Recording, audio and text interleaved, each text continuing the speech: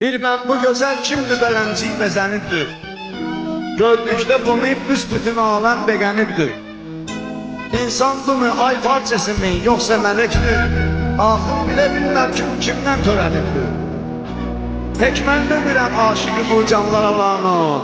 Dünya ve cahan arkası iyice sülənibdir.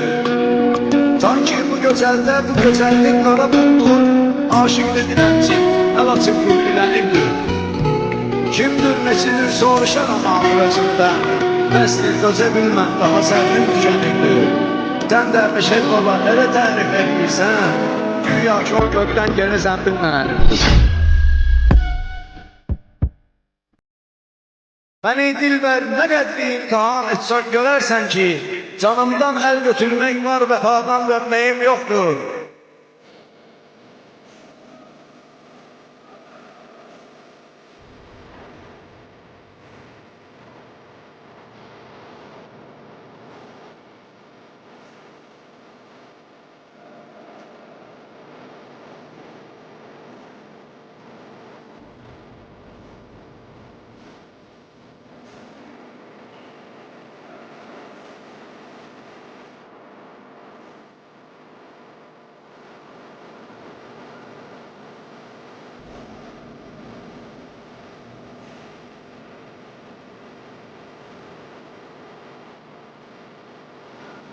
Beni dindirme ey dilber ferahında heyim yoktur. Gedip taqət, quru candan savay hiçbir şeyim yoktur. Meşed Baba, min təbib gəlsə də olmaz mənə aləmdə əlad. Aşıqın çarəsi öz istədiyi yarda olur. Baba sanma beni üryan, benim şehri şuarım var. Özün söyle bu alemde, sözüm varsa neyim yoktur.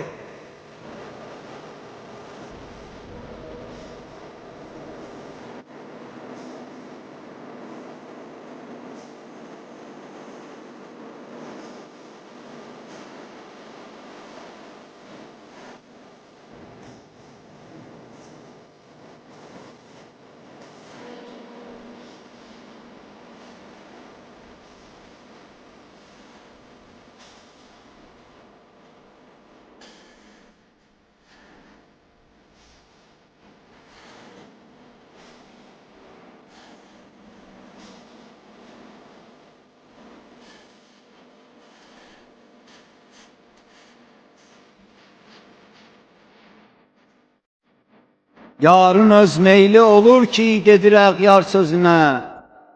Bir qələt söz deyirlər, günah hər yarda olur.